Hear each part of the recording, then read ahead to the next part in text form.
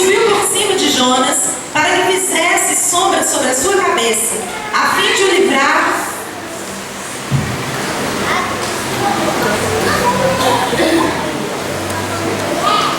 Deixa eu achar aqui que eu venho atrapalhando. Onde que eu estava, gente? Seis.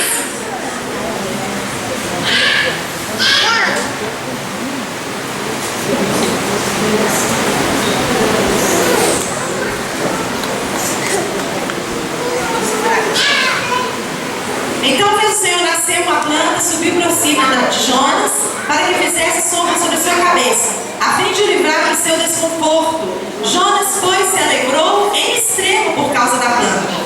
Mas Deus, no dia seguinte, ao subir da alva, enviou um verme, o qual feriu a planta, e esta se secou. E nascendo o sol, Deus mandou um vento calmoso, oriental, e o sol bateu na cabeça de Jonas, de maneira que desfalecia. Pelo que pediu para si a morte, dizendo: melhor-me é morrer do que viver. Então perguntou Deus a Jonas: é razoável essa tua ira por causa da planta? Ele respondeu: é razoável a minha ira até a morte. Tornou o Senhor, tens compaixão da planta que te não custou trabalho, a qual não fizeste crescer, que numa noite nasceu e numa noite pereceu?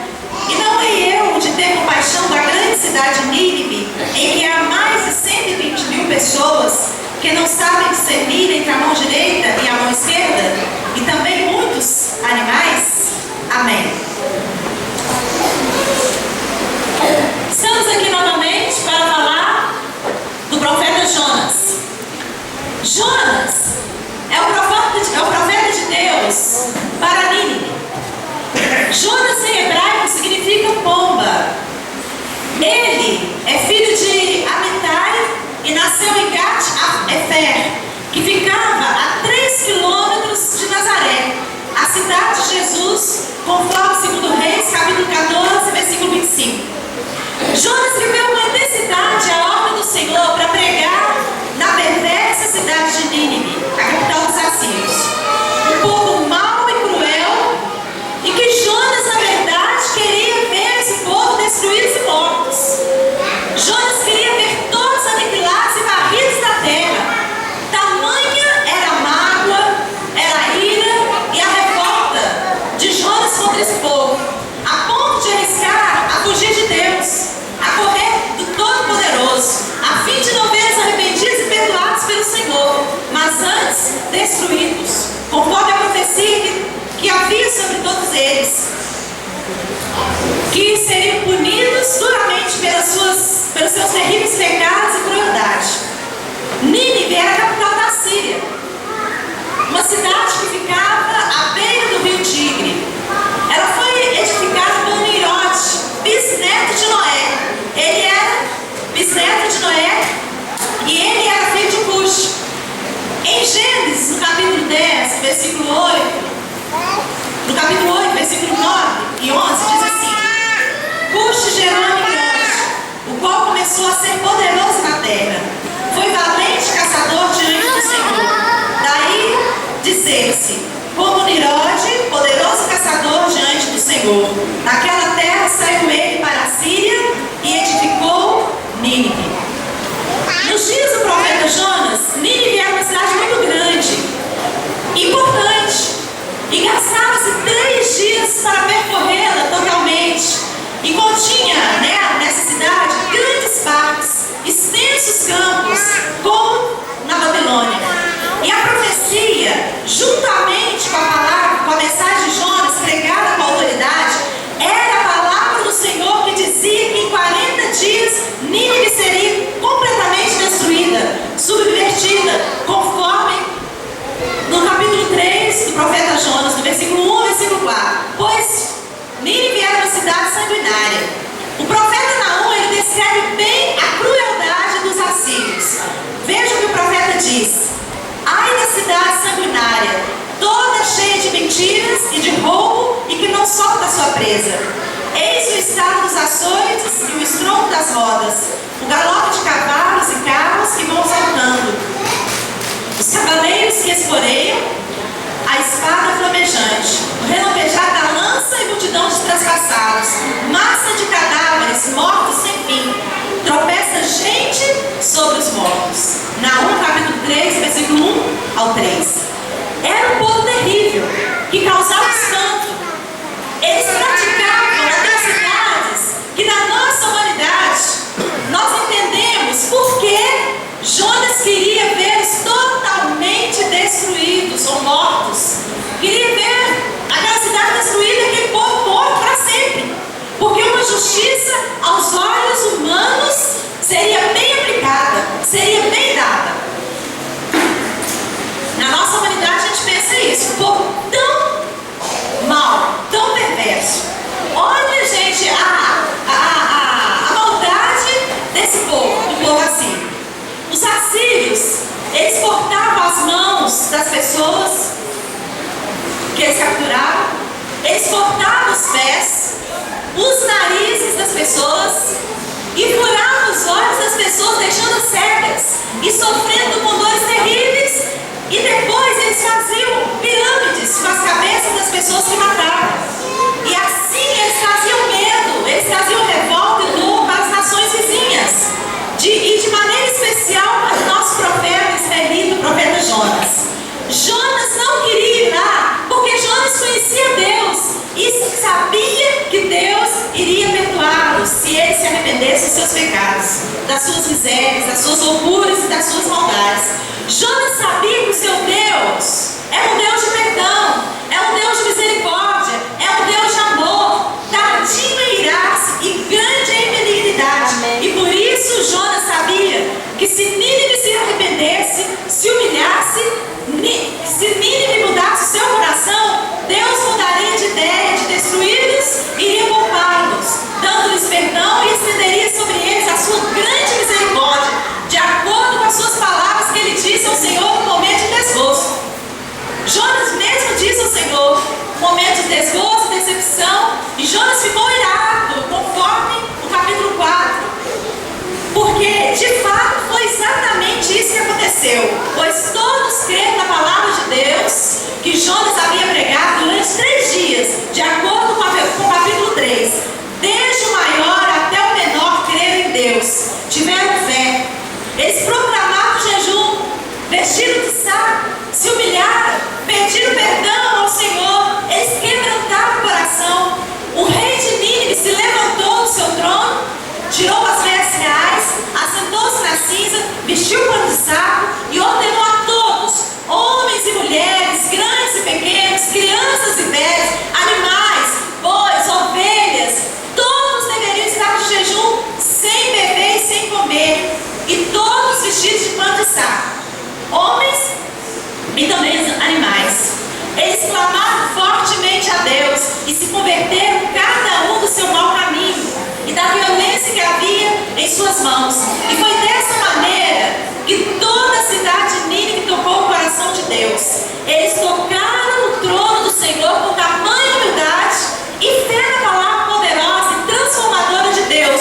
Um Deus grande em misericórdia, que desvia o furor. Um Deus clemente, um Deus de amor, e por isso os perdoou e os livrou da ira e da destruição final, dando-lhes o bem e fazendo valer a vida sobre a morte, o bem sobre o mal, o perdão sobre a vingança, o amor sobre o ódio, a obediência sobre a rebeldia e o quebrantamento sobre a obstinação. Pois guarde isso no seu coração. Corações quebrantados tocam o trono.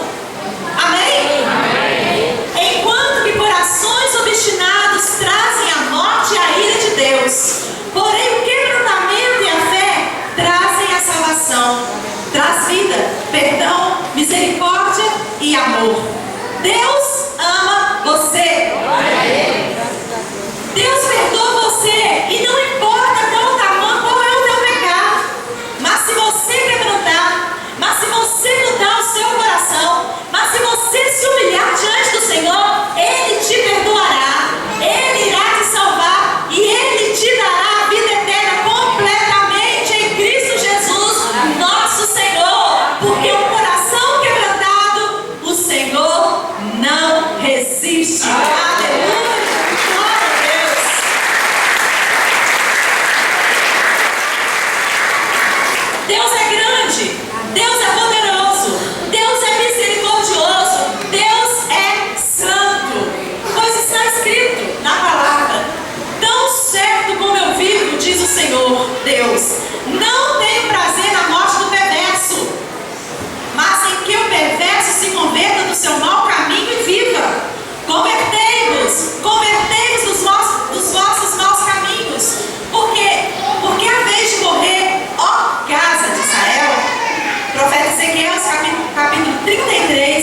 versículo 11.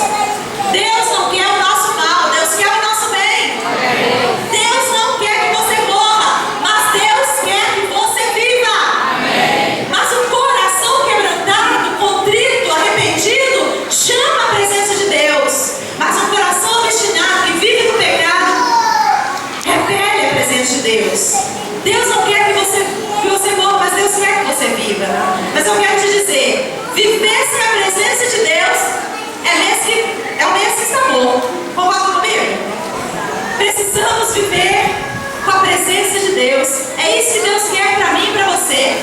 Porque foi para nos dar a vida eterna que Jesus Cristo veio à terra, para morrer numa cruz e para praticar a justiça divina, a justiça de Deus, que nos perdoa de todos os nossos pecados.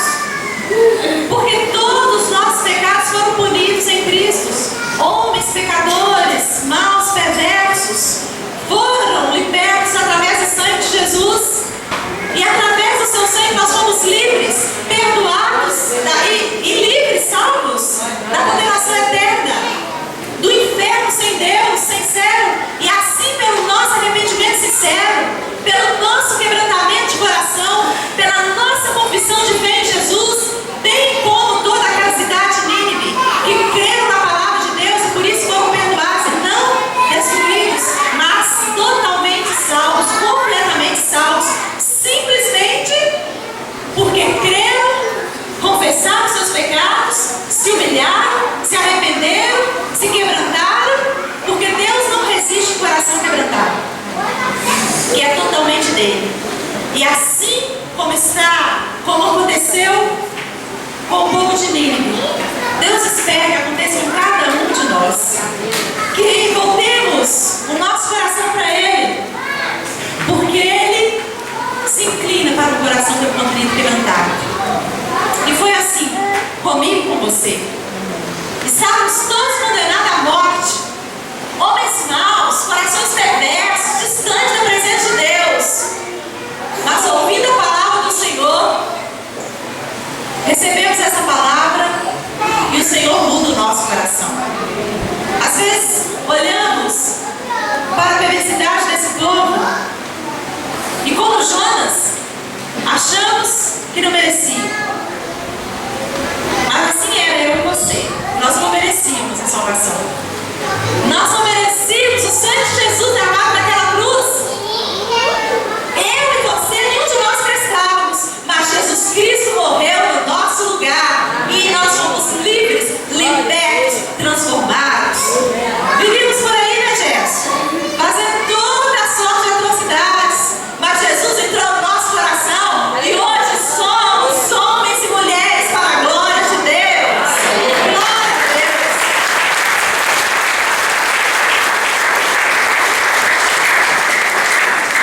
Foi exatamente isso que aconteceu conosco. Jesus nos liberta, Jesus nos perdoa. Não existe amor maior no mundo do que o amor de Deus. O amor de Deus salva você. O amor de Deus perdoa você. O amor de Deus que te dá o céu para sempre, uma vida eterna para sempre. Amém? Amém. Essa história de Jonas, Deus e Nínive é tão verdadeira, é tão real, é tão divina que Jesus citou em uma das suas pregações. Quando ele disse: uma geração má e adulta pede sinal, mas nenhum sinal lhe será dado, senão do profeta Jonas. Porque assim como esteve Jonas 3 dias e 3 noites no ventre do peixe, assim o Filho do Homem estará 3 dias e 3 noites no coração da terra. Ninivitas se levantarão no juízo com esta geração e a condenarão, porque se arrependeram com a pregação de Jonas. E eis aqui está quem é maior do que Jonas. Quem é maior do que Jonas? Quem é maior do que Jonas? Jesus é maior do que Jonas. Jesus é maior do que eu, é maior do que você.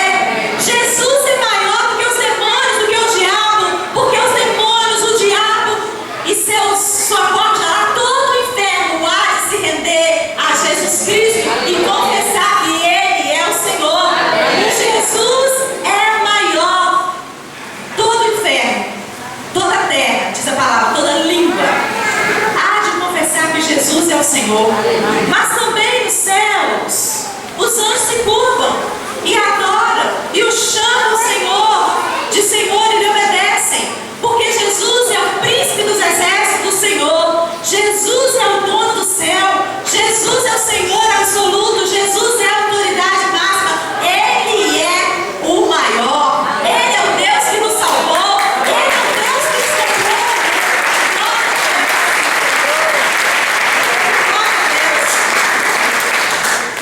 Essa mensagem de Jesus sobre Jonas está registrada no livro de Mateus, capítulo 12, do versículo 38 a 41. Tudo isso é verdade sobre Jonas, porque Jesus jamais iria mentir nessa palavra. E a Bíblia diz que seja Deus verdadeiro e todo homem mentiroso. Nós temos que receber a palavra de Deus em nosso coração, porque foi essa fé na palavra do Senhor que salvou a grande e perversa cidade de Nínive. Que Jonas, amando de Deus, foi lá e pregou, e todos creram em Deus, e por isso foram salvos da ilha. É assim que nós somos salvos da ira de Deus. No último dia, no grande dia, no dia final, nós só seremos salvos da ira de Deus no grande dia, no dia final, se nós crermos na palavra de Deus, se nós confessarmos a Jesus Cristo como nosso Salvador e Senhor de nossas vidas, e se recebermos o Espírito Santo, a vida eterna, a unção poderosa, o poder do Espírito nas nossas vidas. Só assim nós seremos salvos. Crer na palavra, receber Jesus no nosso coração e sermos selados com o Espírito Santo da promessa. Portanto, receba nessa noite a unção do Espírito de Deus na sua vida. Receba a unção do Espírito de Deus na sua vida. Creia na palavra, tenha o Espírito Santo de Deus e seja salvo. E tenha o passaporte para entrar no céu. Só assim nós somos garantidos. Pois na Bíblia está escrito assim: se com a tua boca confessares Jesus Cristo como Senhor, e em teu coração creres que Deus o ressuscitou dentre os mortos, serás salvo. Porque com o coração se crê para a justiça, e com a tua boca se confessa a respeito da salvação. Porquanto a Escritura diz: todo aquele que nele crê não será confundido. Porque todo aquele que invocar o nome do Senhor será salvo. Agora, como porém invocarão aquele que não creram? E como crerão naqueles que nada ouviram? E como verão se não há quem pregue? E como pregarão se não forem enviados? Como está escrito: quão formosos são os pés do que anunciam coisas boas. Amém. Glória a Deus. Romanos capítulo 9, versículo 9 a 15. Você recebeu a palavra de Deus no seu coração? Creu no seu coração em Jesus Cristo? Confessa com seus lábios que Jesus é o Senhor? É selado com o Espírito Santo da promessa? Amém. Agora, queridos, o que nós temos é que anunciar a palavra de Deus, pois a Bíblia diz: formosos são os pés daquele que anunciam as boas novas. Bate seus pés aí no chão.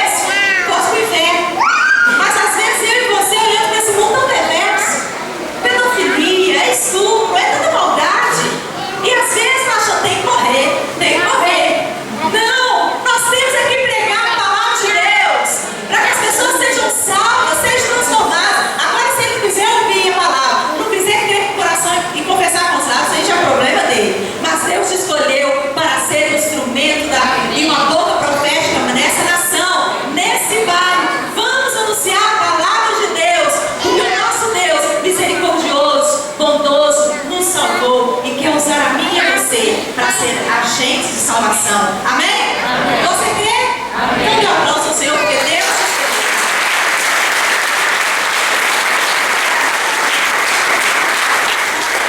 Porque a palavra de Deus muda a vida da gente.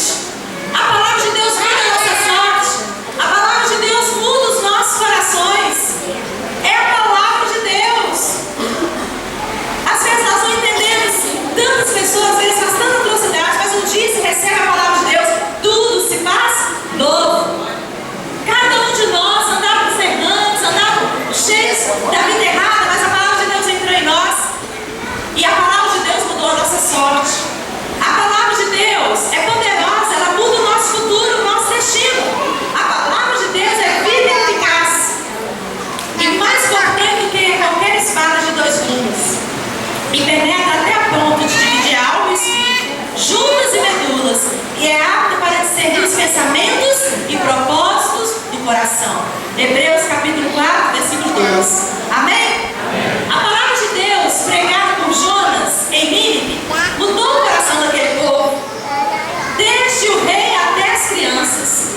A palavra de Deus pregada por Jonas em Nínive mudou a vida daquela gente, seu destino e seu futuro. O que seria para a morte e destruição tornou-se em fé, perdão e vida. O que era dureza e maldade pela palavra mudou-se em amor pela palavra de Deus. O que era para ser a sentença, o coração daquele mudou, o coração daquele povo mudou. De um coração perverso, vai para um coração com compaixão, quebrantamento, arrependimento e confissão de pecados, resultando em jejum, humilhação, e eles vestiram roupa de saco, se assentaram em cinzas, clamaram ao Senhor por misericórdia e Deus os abençoou. Pois está escrito assim na palavra de Deus: perto está o Senhor dos que têm o coração quebrantado e salva os de espírito oprimido. Salmo do rei Davi, capítulo 34, versículo 18. Que o mesmo Davi, em suas orações, também diz: sacrifícios agradáveis a Deus são o espírito quebrantado, coração compungido e contrito, não desprezará, ó Deus. Salmo 51, versículo 17.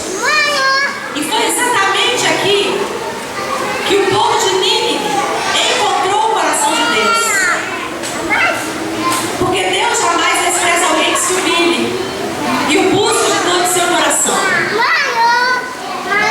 Deus jamais despreza quem tem o coração quebrantado, compungido diante dele, cheio de fé. Quando Deus viu isso, Deus mudou a sorte e o destino daquela cidade de Nínive, onde havia mais de 120 mil almas. Queridos, guarde isso no seu coração. Deus jamais despreza o coração contrito e quebrantado. Porque quem tem o coração contrito e quebrantado sabe que precisa de Deus, sabe que precisa se arrepender. Não adianta a gente fazer milhões de coisas tentando agradar a Deus. O que agrada a Deus é um coração contrito e quebrantado. Por quê? Quem tem um coração obstinado, um coração rebelde, um coração cheio de vaidade, pode até tentar fazer muitas coisas para Deus.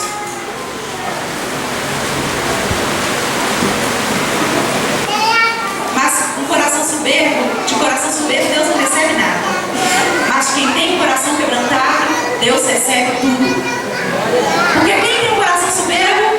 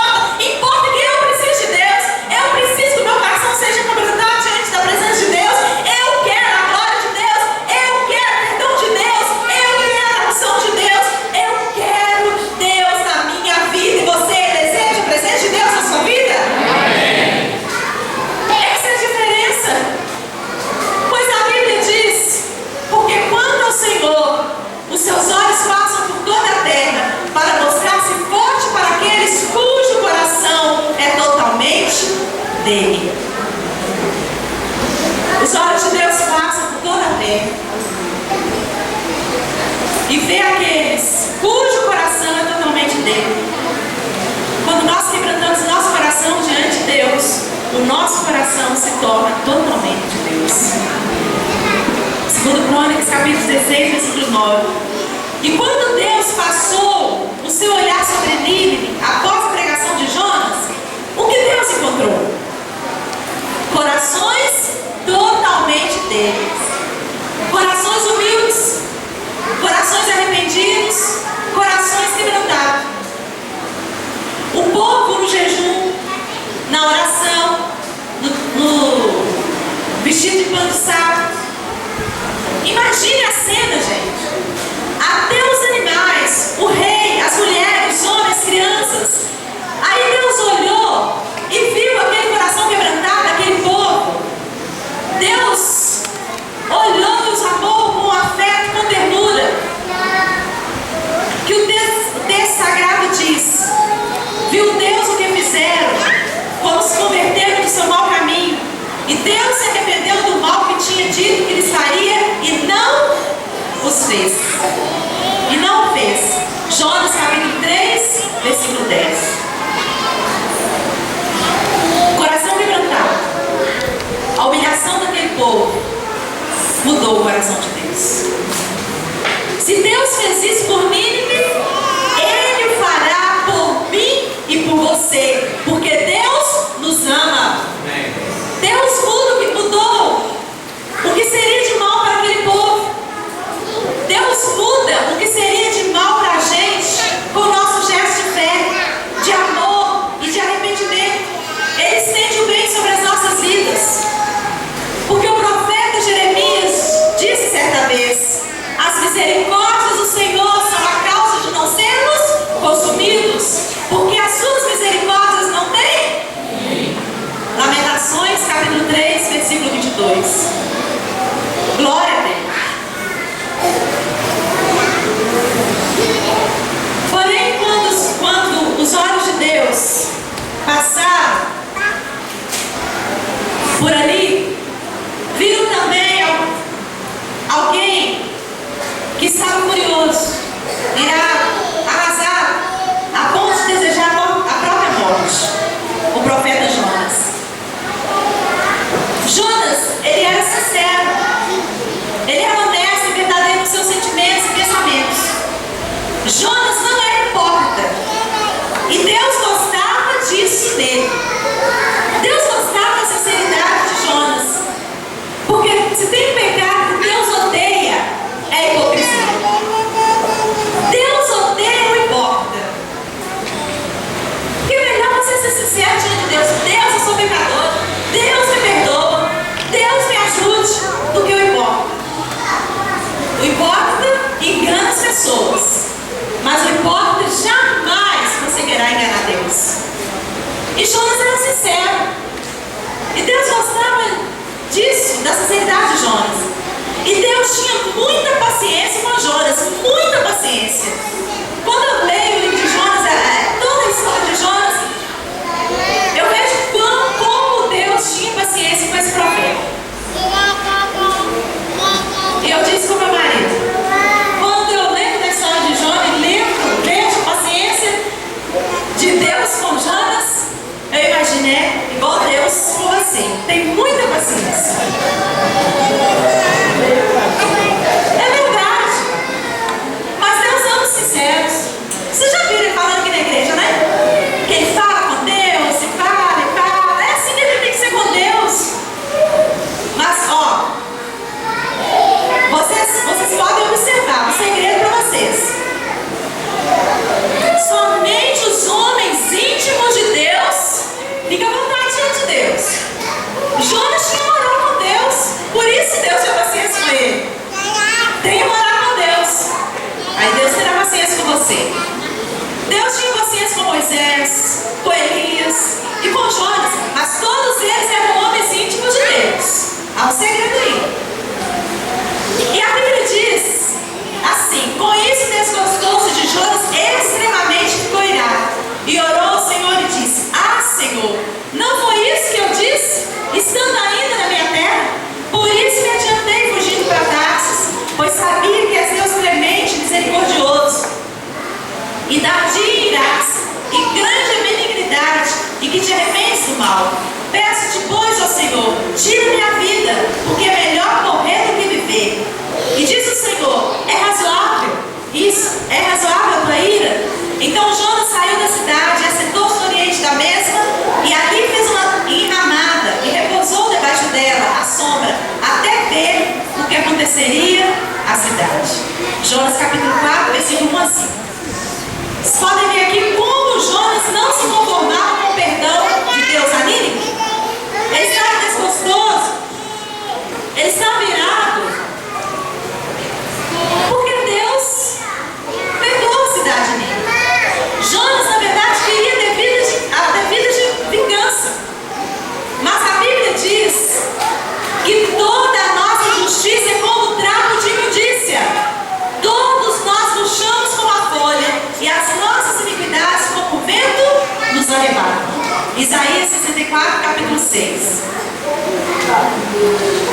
Jonas estava irado porque Deus havia perdoado Nínive. Então Deus pacientemente vai ensinar a Jonas o que é compaixão. Vai dar uma lição de amor a Jonas. Deus vai revelar o coração, revelar o seu coração ao profeta revoltado e querendo morrer, porém Deus o amava. Deus fez crescer uma planta que fizesse sombra sobre a cabeça de Jonas, a fim de oferecer refúgio, abrigo, conforto e sombra. E por isso Jonas muito se alegrou, por causa da planta. Mas nos dias seguintes, no subir da alva, Deus mandou um verme comeu ou matou a planta, e essa secou.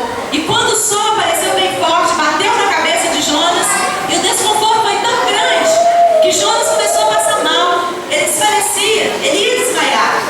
E foi um mal-estar tão grande que Jonas mais uma vez pediu a Deus para morrer. Deus é paciente.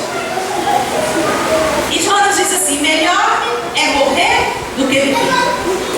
Capítulo 4, versículo 8. Então o Senhor, Ele usa uma planta de quem Jonas não se importou, com quem Jonas não se importou e deu valor, para lhe ensinar compaixão.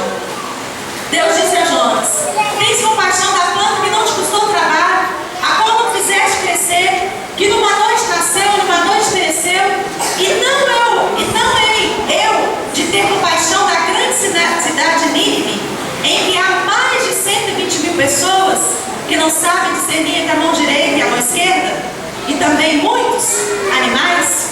É a descrição do profeta Jonas no capítulo 4, versículo 6 ao versículo 11. Deus tem compaixão de nós. Amém? Deus queria ensinar Jonas a compaixão, porque Deus tem compaixão de mim e de você. Portanto, queridos, vamos dar a Ele o nosso coração por inteiro, corações quebrantados, sinceros, porque o Senhor diz assim: se o meu povo, que se chama pelo meu nome, se humilhar e orar e me buscar e se converter dos seus maus caminhos, então eu ouvirei dos céus, perdoarei os seus pecados e sararei a sua terra. Que bela promessa! Em 2 Crônicas, capítulo 7, versículo 14. Ou essa palavra poderosa, dita ao profeta Jeremias, que diz: eu é que sei que pensamentos têm a vosso respeito, diz o Senhor, pensamentos de paz e não de mal, para vos dar o fim que desejais. Então me invocareis e passareis a orar a mim, e eu vos ouvirei. E buscar-me-eis e me achareis, quando me buscardes de todo o vosso coração. Serei achado de vós, diz o Senhor, e farei mudar a vossa sorte. Jeremias capítulo 29, versículo 11 a 14. Aprenda com Deus a ter misericórdia. Deus é um Deus de misericórdia. Jonas, Deus e Nínive nos mostram o quanto Deus tem compaixão de nós. Deus nos ama. É um Deus compassivo, é um Deus misericordioso. E Ele quer que eu e você possamos aproveitar dessa compaixão e desse amor e nos aproximarmos dele a cada dia. E quando nos aproximamos, nós também vamos nos parecendo com Ele. E o nosso coração também se torna compassivo, amoroso, e assim nós vamos amando as vidas e proclamando que Jesus é o Senhor de toda a terra. Amém? Amém.